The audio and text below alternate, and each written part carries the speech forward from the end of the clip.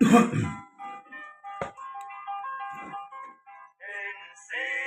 a vivir que no me espante la tumba más que el lecho del reposo. Enséñame a morir para que pueda el día del juicio despertar glorioso.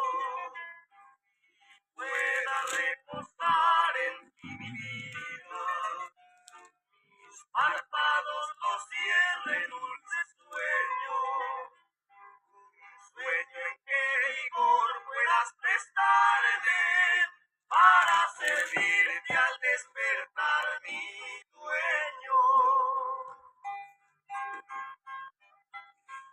Muy buenos días, amados en el Señor. Dios les bendiga en esta mañana. Paz de Cristo para usted y para todos los que nos sintonizan en todas partes del mundo. Nos llegamos en esta hora con la ayuda de nuestro Dios para poder impartir o exponer así las Sagradas Escrituras. Dios le bendiga a nuestra hermana María Muñoz. Dios le bendiga, también bendiga a su esposo, mi hermano Leo, y así a todos los hermanos y hermanas en la fe que conectarán también con nuestro programa. También recordamos que hoy sábado 23 de noviembre ya, nos llegamos hasta la última semana de este mes, fecha calendario. Tenemos culto, sí, hoy tenemos culto en el lugar de Trieste. Hacemos la invitación a los hermanos y hermanas que quieran asistir en este día. A las 19:30 horas, pasaje Trieste 1457, en la comuna de Cerro Navia, Santiago de Chile. También hacemos mención que, bueno, anoche tuvimos un culto en el lugar de Huamachuco, en la iglesia de Huamachuco, un culto precioso donde compartimos con los santos esta velada, este tiempo maravilloso, junto a los ministros, los hermanos del Señor. Amén. Así que damos gracias porque Dios nos dio esa oportunidad de poder estar con todos los santos. El día de hoy corresponde el capítulo 3, ¿sí? El capítulo 3 de Segunda de Corintios. Ahí vamos, hermanos, recorriendo la escritura para ir aprendiendo cada día más de ella. ¿Ven? Así que le invitamos a que tome el libro de Dios y lo abra en Segunda de Corintios capítulo 3. Y le damos lectura en el nombre del Señor y Salvador Jesús. Dice: ¿comenzamos otra vez a recomendarnos a nosotros mismos? ¿O tenemos necesidad, como algunos, de carta de recomendación para vosotros o de recomendación de vosotros? Nuestras cartas, sois vosotros, escritas en nuestros corazones, conocidas y leídas por todos los hombres, siendo manifiesto que sois carta de Cristo, expedida por nosotros, escrita no con tinta, sino con el Espíritu de Dios, del Dios vivo, no en tablas de piedra, sino en tablas de carne, del corazón. Y tal confianza tenemos mediante Cristo para con Dios. No que seamos competentes por nosotros mismos para pensar algo como de nosotros mismos, sino que nuestra competencia proviene de Dios, el cual asimismo nos hizo ministros competentes de un nuevo pacto, no de la letra, sino del Espíritu, porque la letra mata, mas el Espíritu vivifica.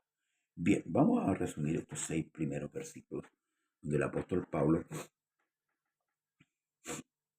confronta una vez más a los corintios, ¿verdad? Recordemos que Pablo trabajó en esta iglesia, ¿verdad?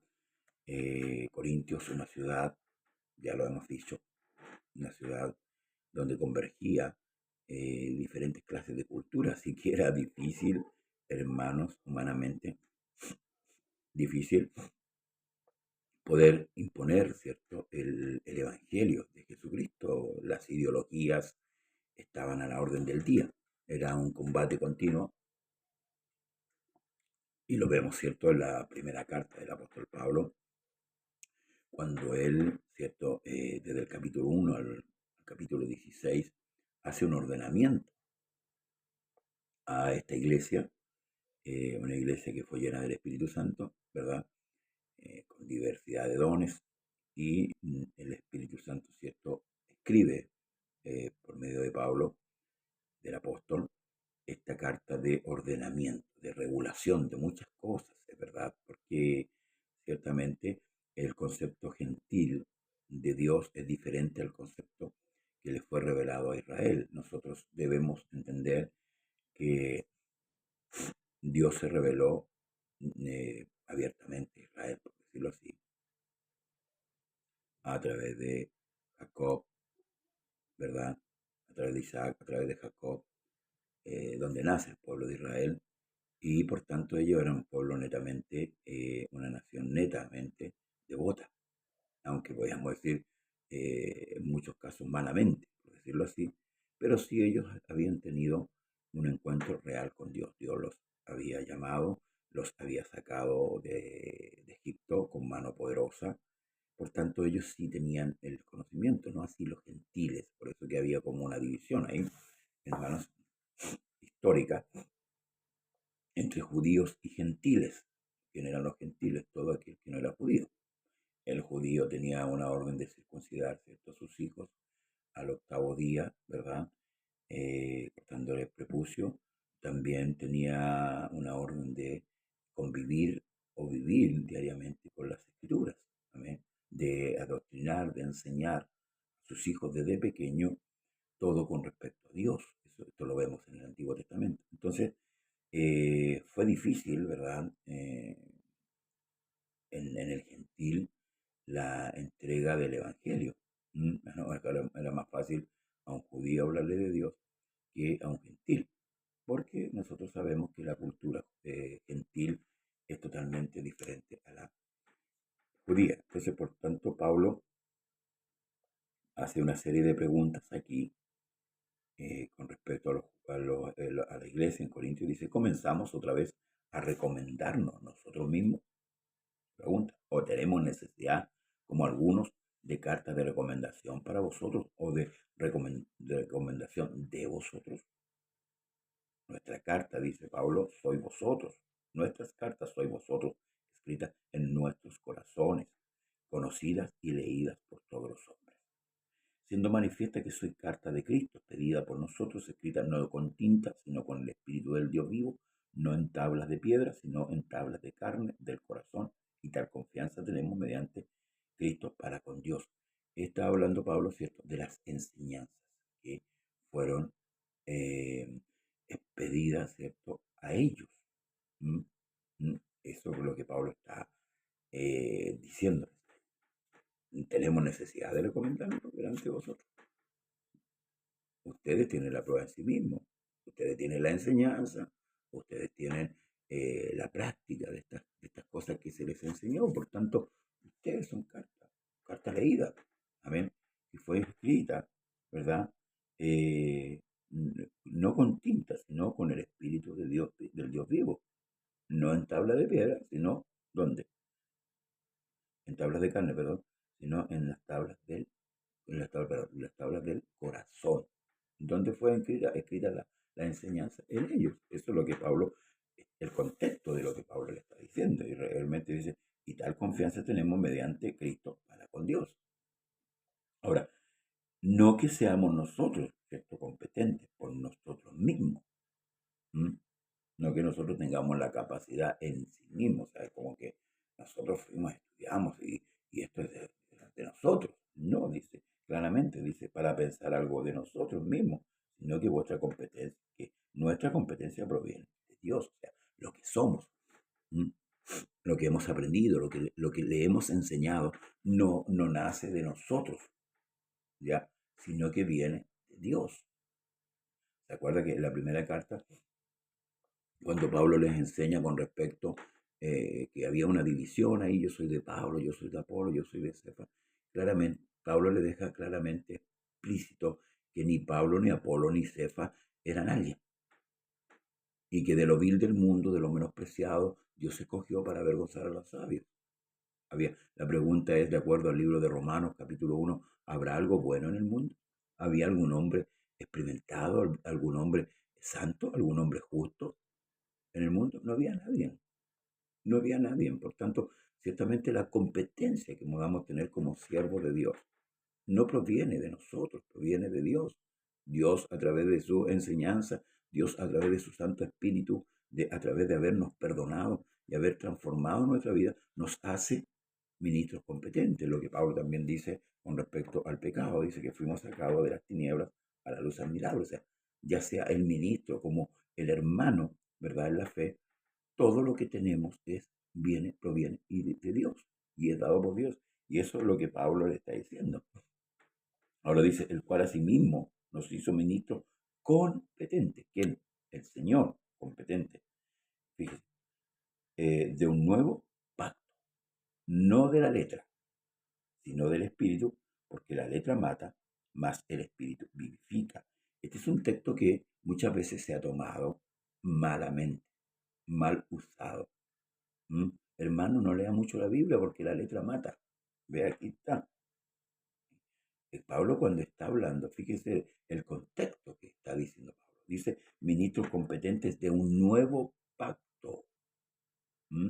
Está hablando del pacto de gracia, comparándolo con el pacto de la letra, que es el pacto de la ley. Eso Pablo, por eso dice que la letra mata. ¿Por qué? ¿Por qué la letra mata? Porque la ley ordena y condena. Si usted no obedece, está muerto. Y la pregunta es, ¿quién puede cumplir la ley? Y por eso Pablo dice que la letra mata, o sea, la ley mata. Claro, ¿verdad? Entonces, no está diciendo que usted al leer la escritura, al leer la letra de la palabra, usted va a morir. No, no, no, no. Y por eso muchos usaban malamente este texto, prohibiendo, ¿cierto?, a los creyentes a leer la escritura. Pero el Señor nos insta a leer la escritura. A Timoteo, Pablo le dice, ocúpate de la lectura y de la exhortación. ¿Por qué? Porque Dios se da a conocer a través de la escritura. Entonces es absurdo que el mismo Dios prohíba. Mire, el catolicismo romano durante mucho tiempo quemaba las Biblias. Había una persecución contra la escritura. Se perseguía la escritura. Solamente el papado y los sacerdotes podían tener una Biblia o portar alguna de ellas. La membresía o el grupo de seguidores no lo podía hacer. Ahora esto daba ventaja a quién. ¿A quién da ventaja? Al enemigo, al adversario. Porque en la ignorancia, el hombre que es astuto puede trabajar con mucha astucia y llevar y manipular lo que pasa hoy día en muchas congregaciones que son manipulados por los hombres, ¿verdad? El hombre debe conocer la escritura. ¿Me permite un segundito? Le traslade a los cielos a vivir en su mansión. Mas cuando muera yo, no deben llorar, porque viviendo estoy en Cristo el Señor. Será un leve dormir y un eterno despertar. Disculpe, hermano. Entonces, esto es lo que Pablo está, ¿verdad?, argumentando a la iglesia de Corinto. Luego seguimos, hermanos amados. Y si el ministerio de muerte, ¿ve? Aquí confirma lo que le estoy diciendo. El ministerio de muerte, grabado con letras en piedra, fue glorioso delante de los hijos de Israel, no pudiendo fijar la vista en el rostro de Moisés a causa de la gloria de su rostro, la cual había de perecer. ¿Cómo será más bien con gloria el ministerio del Espíritu? El nuevo ministerio, el de la gracia bendita del Señor. Porque si el ministerio de condenación fue con gloria, mucho más abundará en gloria el ministerio, de justificación. O sea, es por eso que dice que la casa postrera será mayor que la primera. El primer pacto fue glorioso, ¿verdad? Eh, Podemos rescatar a través de la escritura muchas situaciones maravillosas, ¿verdad? Del primer pacto. Pero falló el hombre. El hombre falló lamentablemente, ¿verdad? Y tuvo que constituirse un nuevo pacto. La ley no falla, la ley es perfecta. El problema está en el hombre. ¿Mm? Muchos hoy día que profesan el judaísmo están haciendo volver a la iglesia a la ley, en un sentido totalmente equivocado, absurdo. ¿Y por qué esta masa de gente se deja manipular, verdad? Porque manipulan textos bíblicos y los sacan del contexto o tuercen algunos textos bíblicos para llevar a esta doctrina del judaísmo a la iglesia. Recordemos que Pablo tiene un gran encontrón ahí con la iglesia que estaba expandida ahí en Galacia, en todas las regiones. Pablo les escribe una carta durísima para hacerles entender que habiendo comenzado por el Espíritu iban a acabar en la carne, ¿verdad? Guardando las leyes, los estatutos, guardando todas las cosas. ¿Mm? O ignorando el poder de Cristo. Eso hay que tener mucho cuidado. Hay una línea muy delgadita ahí con respecto a eso que hay que el Señor nos dé el entendimiento. Dice, porque aún lo que fue glorioso no es glorioso. ¿Ves? En este respecto, en comparación con la gloria más eminente. ¿Por qué? Porque el primer pacto fue hecho a través de la sangre de animales, que solamente cubrían el pecado. El segundo pacto fue hecho por medio de la sangre de Cristo.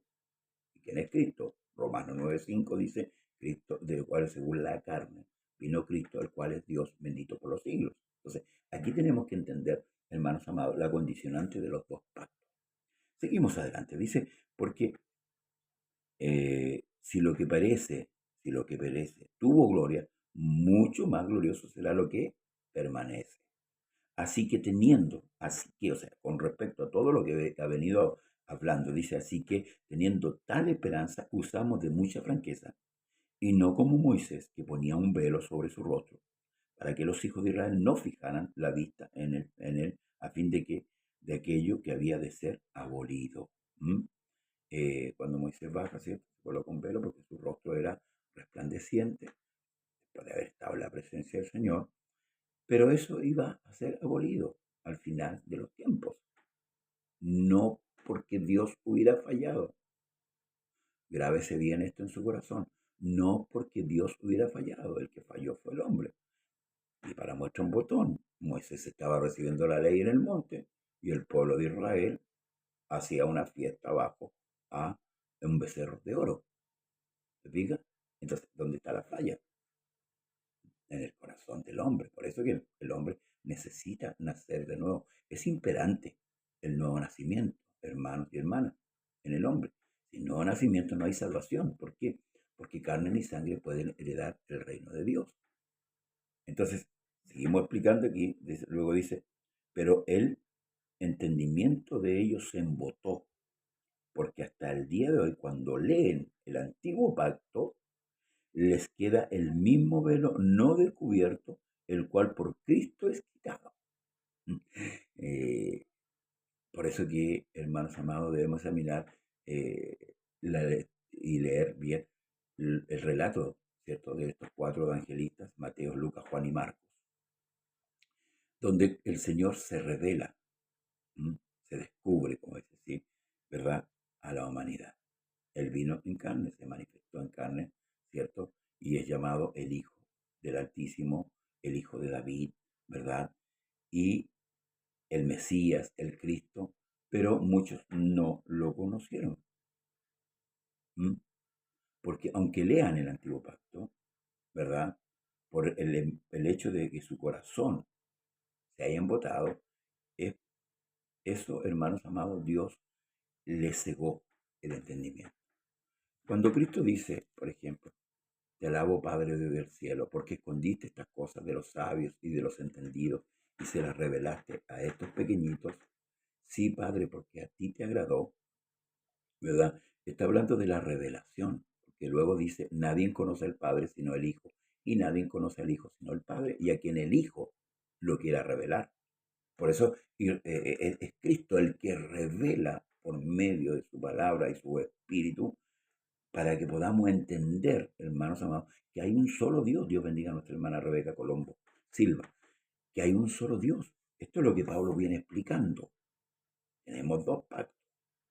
El pacto de sangre en animales, ¿verdad? Que es el primer pacto. Y el pacto de sangre en la sangre de Cristo. Que ahora ese pacto no cubre los pecados, sino que los quita. Eso hace la diferencia, hermanos amados. Y esto es lo que Pablo le está explicando a una iglesia gentil, como nosotros, porque nosotros somos gentiles. Pero el entendimiento de ellos se embotó, ¿ves? Porque hasta el día de hoy, cuando leen el antiguo pacto, les queda el mismo velo no descubierto, ¿ves? Aunque usted y yo hoy día podemos leer el libro de Isaías, por ejemplo, y por la revelación del Espíritu. Nosotros sabemos que Isaías está escribiendo de Cristo en muchos pasajes. Por ejemplo, en el libro de Hechos, cuando el Señor ordena a Felipe que se allegue al carro de aquel eunuco, ¿verdad? Tesorero de la reina Candace. ¿Qué venía leyendo el eunuco? El libro de Isaías, al que nosotros hoy día podemos ver como Isaías 53, porque recordemos que la escritura en un principio no tenía número ni chico ni grande, era de corrido, pero él iba leyendo como cordero fue llevado al matadero, ¿sí? Y él no entendía.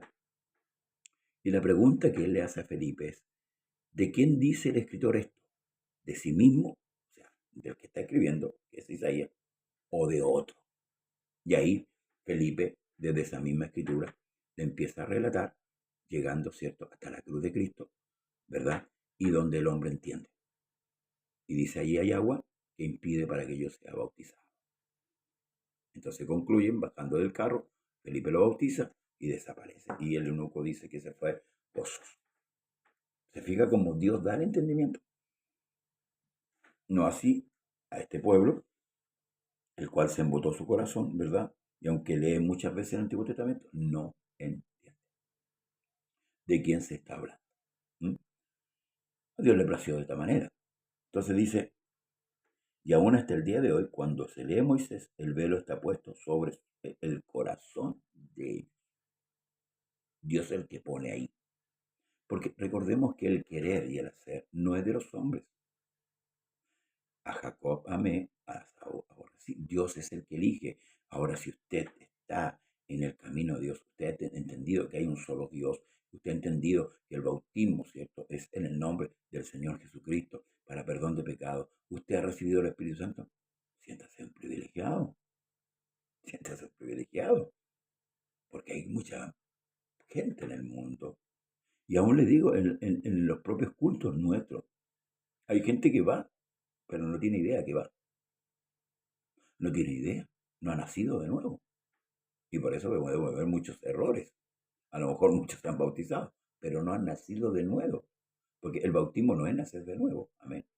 El bautismo tipifica la muerte, la sepultación. Amén. Entonces, eso es lo que enseña el apóstol Pablo en Tesalonicenses. Entonces, muchos confunden las cosas. Y aquí Pablo está explicando qué es lo que pasa con Israel.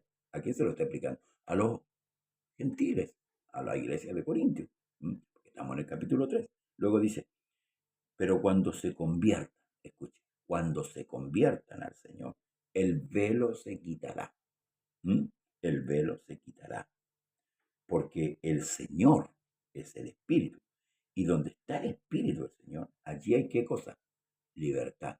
Este otro texto que se malinterpreta en las iglesias para usar, ¿cierto?, de saltos, gritos, carreras, cosas que el apóstol no está hablando de esa libertad, hermanos amados, está hablando de la libertad del ministerio de muerte, de esa libertad está hablando. Partimos, ¿verdad?, diciendo que hay dos pactos, el antiguo y el nuevo. La letra mata, el antiguo mata. Si no haces esto, mueres irreversiblemente. Ese es el antiguo pacto. Si tú no haces esto, mueres. Ahora, el nuevo pacto, ¿qué nos dice? Que Él, el Señor, nos dará conforme a sus riquezas en gloria lo que nosotros necesitamos. O sea, el Señor es nuestro apoyo, nuestra fortaleza, nuestra ayuda para poder cumplir la ley de Cristo. Por eso que nosotros no somos los competentes. Es Dios en nosotros que nos hace competentes, que nos hace aptos para ser salvos, para ser hermanos amados. Aleluya, gloria al Señor, para estar en la nómina, por decirlo así, o inscrito en el libro de la vida. Entonces, el otro día, ¿cierto? Escuchaba que el Evangelio es la humillación del hombre. Y es una verdad. ¿La humillación en qué sentido? El Evangelio nos pone en nuestro lugar, porque nosotros como seres humanos, como seres carnales, siempre queremos o pensamos que somos buenos y que somos los mejores.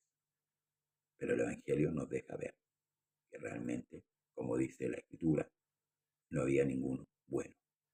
Amén. Ni uno. Todos pecaron, todos están destituidos de la gloria del Señor. Entonces, culminamos un poco, dice, por tanto nosotros, dice, todos mirando a cara descubierta, como un espejo, la gloria del Señor, somos transformados, escuche bien, de gloria en gloria, en la misma imagen, como por el Espíritu del Señor.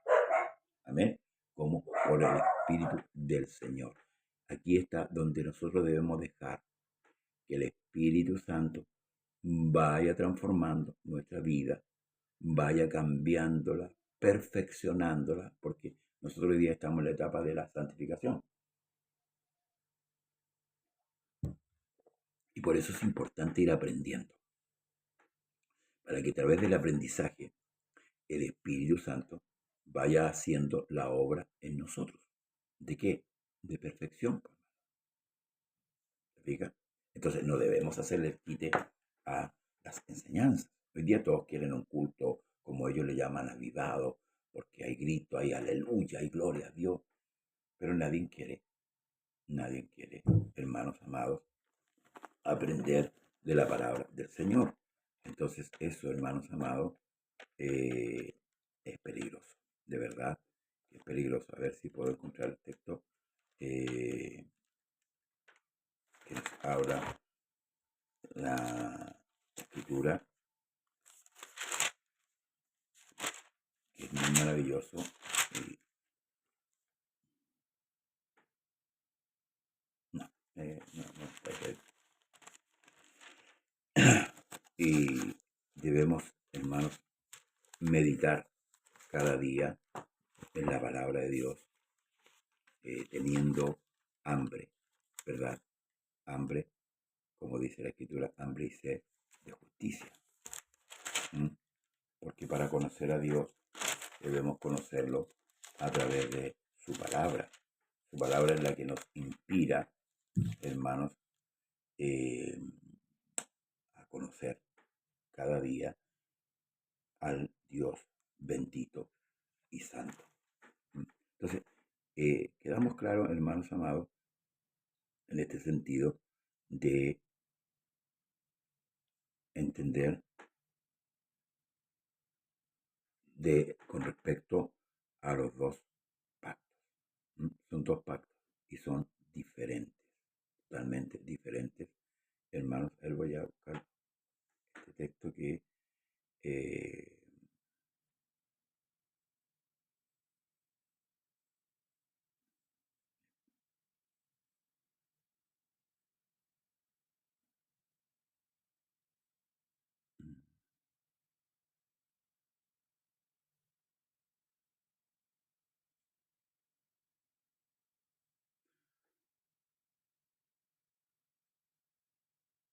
aquí está, Eclesiastés 9:17. Dice, hermanos,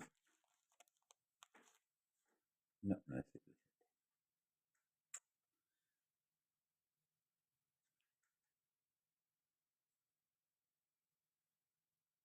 Dice, las palabras de los sabios escuchadas en quietud son mejor que el clamor del Señor entre los necios. ¿Cómo debemos escuchar la palabra? En quietud, en tranquilidad. Dios bendiga a Edward Gil y a nuestro hermano Daniel Vergara, que se ha acoplado a la sintonía. Acá está, dice Eclesiastés 9:17, las palabras del sabio escuchadas en quietud son mejor que el clamor del Señor entre los necios. Es importante, ¿verdad? Por eso decía, hoy día el pentecostalismo, ¿verdad? Que trajo todo esto de mal interpretado, que creó del bullicio, y muchos hoy día se han aprovechado, pastores, ¿verdad? Que hablan de la prosperidad, del evangelio de la prosperidad y de la variedad de sanidades. No estoy diciendo que Dios sane, pero encontramos estos milagros totalmente falsos, amén, que hacen estos hombres. Llevan a los mismos palos blancos, ¿cierto?, a diferentes lugares, ¿verdad? Y con esto conmueven a la gente, llaman la atención de la gente, entonces la gente va creyendo a esto, que es un gran engaño. Donde está el Espíritu del Señor, allí hay libertad, pero claramente el contexto de este texto es con respecto a lo que Pablo viene hablando del antiguo pacto. Lo mismo que ya dije antes de que la letra mata. Está hablando de la letra del pacto antiguo. Así que, hermanos y hermanas, muchas gracias por su sintonía en este día. No se olvide de compartir el programa a sus hermanos, hermanas en la fe, y también apoyarnos, ¿cierto?, en YouTube, poniéndole me gusta,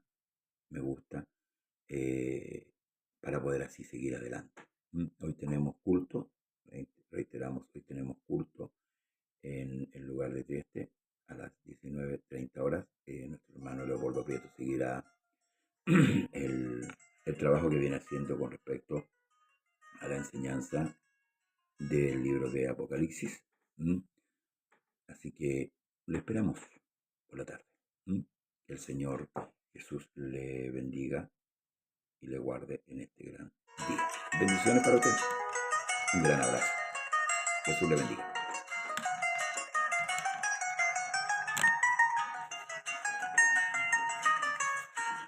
Estoy agradecido, Señor, porque tú me has amado, por el día que me has dado, mi Dios, por el aire y el sol, porque diste a mi alma la unción de poderte alabar. Gracias te doy, Señor, por la paz que me das. Gracias te doy también